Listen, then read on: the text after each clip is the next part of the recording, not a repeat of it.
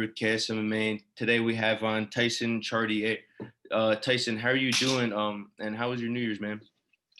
It's good, man. New Year's, a little downtime with the family. We still had to train every day, but it was nice. Glad to see 2020 in the rearview mirror, and looking forward to 2021. Definitely. Yeah, and so the New England Cartel had a huge 2020. Calvin with 2 wins, Rob Font with a big win a couple weeks ago.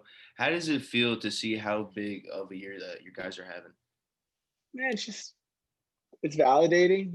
Like we've been putting a lot of hard work behind the scenes for years before people were really watching, and I just see how hard those two work, and it motivates me to keep working hard. And both those guys are getting everything they deserve. They get numbers next to their name. They got title aspirations that are realistic in the near future. So it just makes me proud, just to see everything that they're doing and everything that they're getting. And yeah, I just feel happy to be part of it. Awesome. Yeah, we're certainly happy to see all that unfolding. And now, as we know, Rob Font, big win last week over Marlon Moraes. Now, is that how you saw the fight playing out, all camp leading up to the fight? Yeah, I mean, I kept saying it in different interviews that, I think we were catching him at the right time. Like Marlon Rice is a scary dude. He's great on the ground. He hits hard. He's scary on the feet. But he's coming off a big knockout, and then he jumps right back into camp, probably because he just wanted to wipe that taste of the loss out of his mouth. And anytime you see something like that happen, it's usually like probably not a good idea to jump back in that fast. I'm not his coach or his manager or part of his team or anything like that, so it's not really my place to say. But if that was one of my guys, my guidance would have been, hey, listen, let's take a couple months and rest. Let's stay out of the gym, do some strength and conditioning, but let's not try to get hit in the head at all. And now you want to bounce back against who I think is the best sharpshooter in the division in Rob Font. Yeah. Best lead hand in the game, devastating reactionary right hand. And, what happened. Yeah, like you said, I think he came back way too early because Sanhagen just finished him, I think it was October, and that fight was in December. Like, you would think he would need more time to rest after getting finished like that. Yeah, I mean, that's how I'd advise my guys. But like I said, I'm not on his team. And, we took advantage of what I think was probably a poor choice on their end. Yeah, definitely. Well, speaking of the fight, we actually got to interview Rob before the fight, and one of the things he told us was he expects Marlon to come out, shoot for a takedown right away because getting finished back in October. Then he ended up doing that. Now, how much did that help you guys leading up to the fight because you were ready for Marlon to shoot for a takedown? Yeah, no, a big part of our preparation was like getting up off the ground, defending against the guillotine, getting up without exposing our neck. And, so everything, everybody saw how calm Rob was on the ground. It would have been nice if he defended that first takedown, but he didn't. But when we got on the ground, like he was really calm. We had practiced every position he was in. We had an answer for it.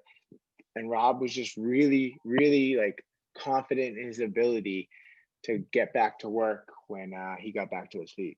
Yeah, it just seemed like after those takedowns, Marlon was done, and Rob, you just saw Rob starting to piece off on him with the jab, the combo, and then he got the finish. It was like very impressive performance by Rob.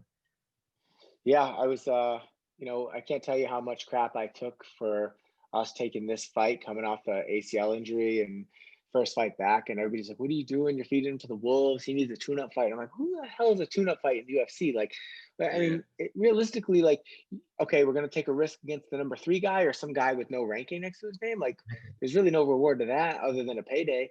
And I really believe that Rob is championship caliber skill set and mindset.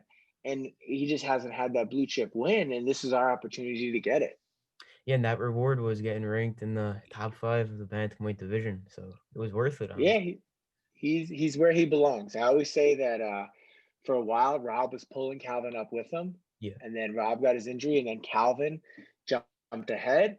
And then now he's slingshot Rob right past him. So it's like those guys are just constantly here, then here, then here. And they keep setting new heights for each person to chase down the other and then accomplish new things. Yeah, definitely. Yeah.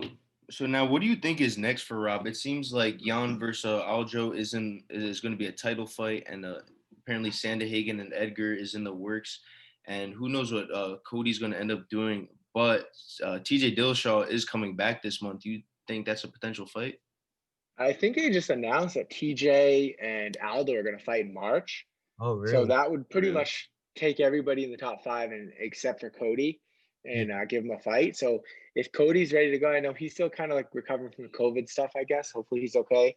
And he's still talking about going down to 125. So, I think right now the best thing we can do is stay in the gym, be ready. We're gonna be on Fight Island starting on Saturday. We fly out Wednesday, we'll be on Fight Island Saturday, Yeah. and we fight on the 16th. But on the 20th, Jimmy Rivera and Pedro Munoz are fighting.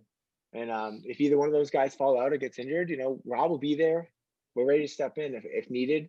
Obviously, that, there's more that goes into that. It's not just like, oh, we'll fight, Yeah. obviously, Yeah. we have to talk about a weight, obviously I'm not going to have Rob cut weight again on that short notice, but, if we can negotiate catch weight and the money's right, then Rob can jump in and save that fight if someone falls out. Or you have the Sandhagen, Frankie fight. That would be a great fight for Rob to step into if either one of those guys pull. Or if you get Aljo fighting for the title, if he pulls out, we're the only guy not booked. We make sense to jump in.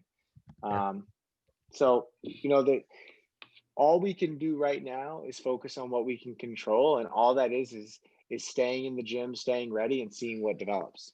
Definitely. Yeah, I think Cody and Rob would be a great fight. Do you think Cody stays at 135, or do you think he goes down to flyweight? Supposedly he's still talking about going down, so we'll see. Like I said, we can't control that. If he's staying at 35, we're a horrible matchup for him. So yeah, if he wants to take that fight a former champ, we can test his chin again. I believe in Rob's skill set over his. Cody's obviously an amazing fighter. He's been a champion, and he's got some really, really good wins. But Yeah. Rob's just not the guy right now. Rob's the guy that I think a lot of people are going to want to stay away from right now. Yeah. Yeah, it's a shame, like a lot of the divisions like booked because you feel like Rob has so many options if it wasn't because he's top 5 now. He deserves a big fight and then he wins that big fight. Title shot, honestly. So Yeah, patience is a virtue, though. Right now we got to be patient but also ready. And how you get paid in this game is by staying ready and jumping in and saving a fight on short-ish notice. So it might be short to the UFC, but it's not to us because we'll be ready. yeah. And that's how you level up in this game is just staying ready. And when that call happens and you're able to do the UFC a solid, you get rewarded for it. So that's our job right now is to stay ready, see what develops. And, with the way that everything's been happening this year, so many fights are falling out. So you got to think between the title fight, between the Edgar fight, between the Aldo fight, like one of those fights are going to fall through, and then we're going to be there to save it. Yeah, well, we're certainly looking forward to that. We can't wait to see Rob back in the octagon. But another name, part of the New England Cartel, Calvin Kattar fights Max Holloway, January 16th. Huge fight, title on the Cannot line wait. for title shot. Yeah, cannot wait. You guys leave for Fight Island this weekend, you said? Yeah, so we'll fly out Wednesday and quarantine in Vegas on Wednesday night and Thursday night, and then 6 a.m. on Friday, we'll fly over with Max. We fly over with the opponent, and then Yeah. we'll quarantine on Fight Island till we'll get there Saturday morning. So then Monday morning we'll break quarantine after we pass the 2 tests, and then we'll start our fight week, and then we fight Saturday night on ESPN. Yeah. And yeah, I saw No, sorry, ABC. yeah, I saw that Yeah. today. I was about to say. It's crazy. Yeah, I think it's on both now. They said. Yeah, so it'll be streaming on ESPN Plus, and then the main card will be on ESPN Plus and ABC. So that'll be Okay. a huge opportunity for Calvin to get in every household in the States, really, and then obviously streamed, in a lot of other places. So there's really no excuse to not be able to watch Calvin's fight. There's no paywall for this one. Yeah. Yep.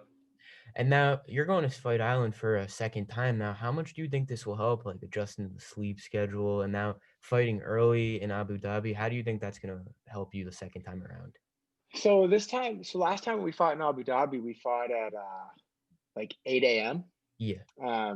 So we adjusted the sleep schedule accordingly, but this time we're going to be fighting at 2 a.m. So instead of us, getting up super early in the morning, like last time, I think we went to bed at like 7 p.m. every night, got up at 3 a.m. and then trained at 7:30 in the morning, just to kind of mimic fight time and get on that schedule.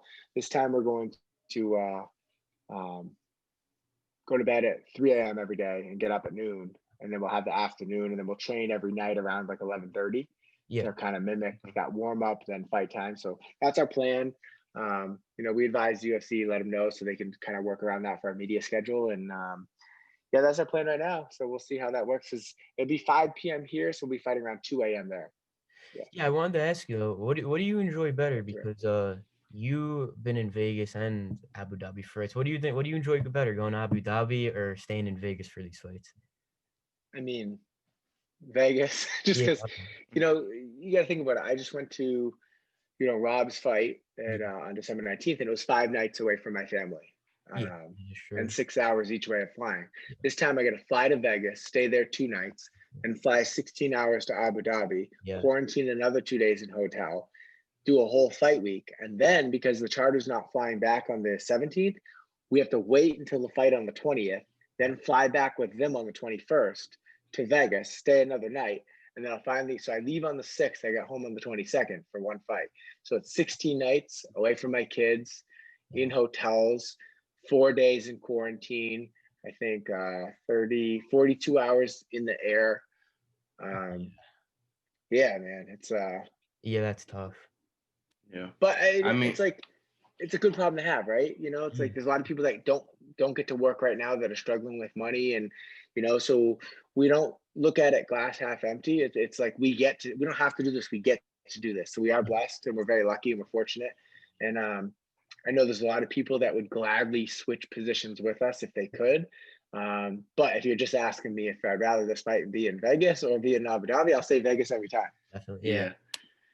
So I mean, this fight's gonna be great. What a way to kick off 2021. I think this fight has a fight of the year potential.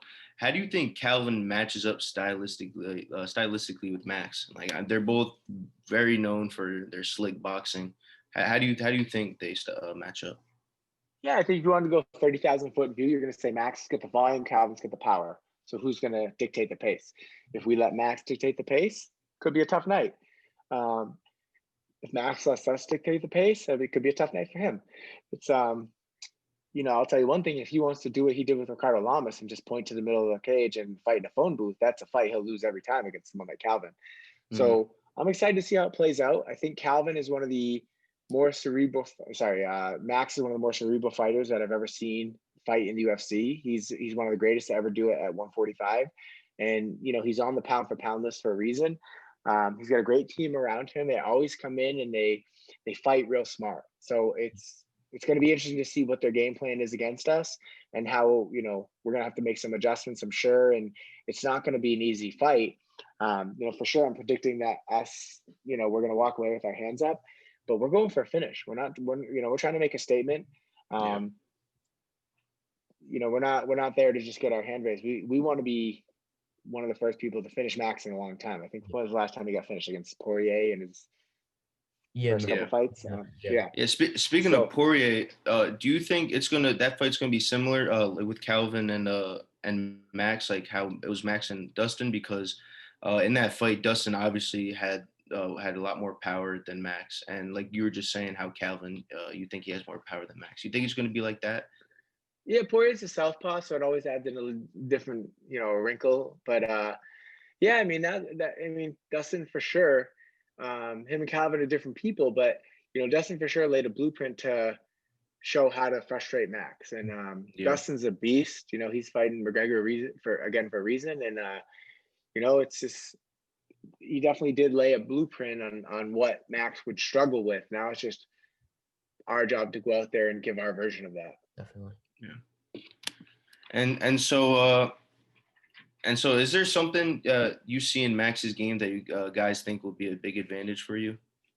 Yeah, there's a few things that we see. Obviously, I'm not going to say them on here, but hopefully they'll come out in the fight. And I really think there's a couple of parts of the sandbox that we can play in that are going to really expose some holes that Max has, because he doesn't have a lot, but he does have a couple of things that we're noticing that I think we can really take advantage of. And I think some people will be surprised by some of the stuff that we're doing in this fight. And now it's just about executing the game plan that we've been working on for the last couple months. Yeah. Now, what did you think about Max's last fight against Volkanovski? Like, many people say Max won. After rewatching it, I gotta say I scored it 3-2 Volk. I gave Volk the last three. What did you think about that fight, and how'd you score it? So we were cutting weight for the Ige fight when that fight happened. Okay. So we were watching it on my phone, but while we weren't cutting away, we were working out in our room because it was early in the morning. That's when we worked out every day. Yeah. Mhm. And when we were watching, I was like passively watching it. And I was like, oh, Max won this fight. And Yeah. then they said the other guy, and I was like, oh, that's a robbery. That's crap. I think I even remember talking to Max's coach after and be like, Coach, I scored that one for you guys. Me and him have always been friendly.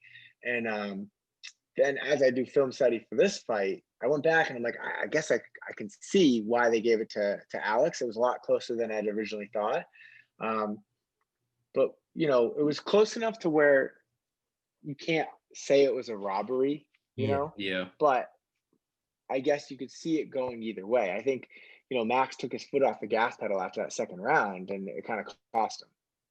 Yeah. Yeah. Yeah, the last 3 rounds I feel like was all Volk. And this is just my opinion, but I feel like the commentary kind of had a little bit of an influence on some of the audience because I feel like they kind of favor Max a little bit. I don't know. That's just my opinion.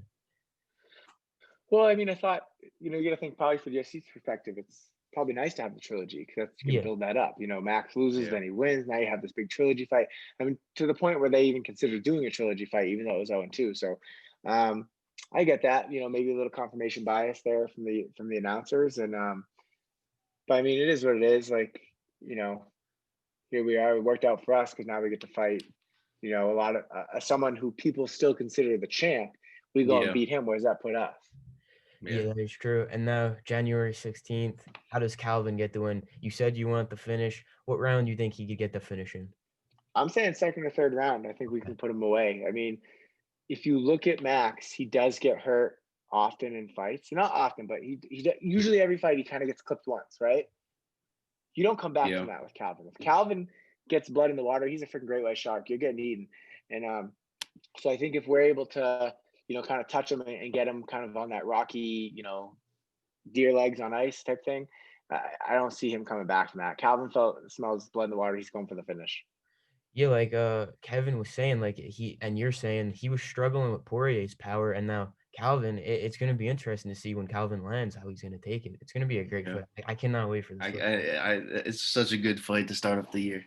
I know. Yeah, I'm excited, man. I'm like a fan for this fight, but I get the best seat in the Yeah. house. Yeah, A little bit of Yeah. responsibility during the fight, but I still get to appreciate it as a fan as well. definitely. Well, Yeah. we cannot wait for that fight. And last thing here, man. So one of the things we've been doing lately, we've been just asking every one of our interviews just some questions. We have one question for you, prediction. So 2020 was crazy enough, and then Floyd Mayweather got announced to fight Logan Paul, the YouTube star. Now, what is your thoughts on this? And are you giving Logan any chance to beat Floyd Mayweather? No, I mean, I don't think you can give anybody a chance to beat Floyd Mayweather. Yeah. It's like I can't. From everything I hear, it seems like Logan does train like a real boxer. Obviously, he's a personality, but Yeah. he's in the gym doing work, so you can't hate on that. And then you can't hate on the fact that he's going out and making all this money. It's like the ROI is there. He's bringing eyes to the ring. Yeah. So I respect the hustle. It could be gimmicky or whatever you want to call it, but you know what? He's people are making money off him, and he's making a ton of money. So I Yeah. mean, kind of a promoter's dream, and it's not something I really watch, Yeah. but go get that money. Go get paid, and if anything, it just brings more money into combat sports, and it Yeah. raises the pay level for everybody. Eventually, it's more eyes, and just gonna help everybody. But yeah, like not something I'll watch. I don't really give him a chance if he really did box Mayweather, but Yeah. at the end of the day, like, go get your money. You're working hard. You're in the gym. Who am I to say that you don't deserve it? Yeah. Yeah, and you're just listing a bunch of positives for the Logan Mayweather fight, but a lot of boxing fans are saying that the Paul brothers doing all this YouTube boxing, they said it's bad for the sport of boxing. Where do you stand? You think let them do what they got to do, get more eyes on the sport, or do you not like what they're doing because they're ruining the sport? I mean, there's a place for that. Like it's bringing eyes to boxing. So maybe someone that's a casual goes and watches that, and then they're like, "Oh, I like boxing now," and then they start watching regular boxing. Like, I don't Yeah. think it's going to detract from boxing. Maybe it could make it look like a freak show or a sideshow, but like the people that are going to watch that and say, "Oh, I'm not watching boxing anymore because it was a freak show fight," like those people probably weren't going to watch boxing anyway. Yeah. I think it's overall. I mean, there's nobody been talking about boxing as much as they are right now. Yeah. and Yeah, he's that's obviously got a very part. true. He's got something to do with that. Yeah. Yeah. Well, it's gonna be interesting, but we'll see. Well, thank Well, you so much for coming on, man. It was really good speaking with you. Good luck to for the fight. And you want to thank anybody? Any shout outs or anything? No, man, just we appreciate, we got Instagram now, so it's NE Cartel MMA on Instagram and Twitter. So just go give us a follow. We'll be pretty active on the island, keeping everybody up to date. And we just appreciate everybody. In the link in the bio, you can get some swag. We saw a lot of clothes and hats and stuff like that. So we appreciate the Awesome. support. Where are you guys from? New York. I'm from New York. I'm in California right now. How old are you guys? You guys are like 22? No, I'm 19. 19. I Yeah. was gonna say, you guys are young kids. Good for you guys. I respect the hustle. Thank you, man. Thank you. Like you guys are doing something. You guys are, trying to chase whatever your dream is. You guys, keep at it, because you guys are going to keep getting better at these interviews. And you already, you're getting some good interviews. You interviewed Rob, and just keep up the hustle. And who knows, in 10 years you could be the new Ariel Helwani. Hopefully that's what we want. That's what the end goal. Yeah. Well, So just keep it up. I respect the hustle, and whenever you guys, feel free to reach out. I appreciate it. Thank you, man. Thank you. Appreciate it, man. It means a lot. All right, later, boys. Later. All right, have a good one. Thank you guys for watching. Make sure you guys follow us on Instagram and Twitter at KSMMA. Also, our YouTube channel, KSMMA. That's where we post all these interviews. Thank you guys so much for watching, and peace out.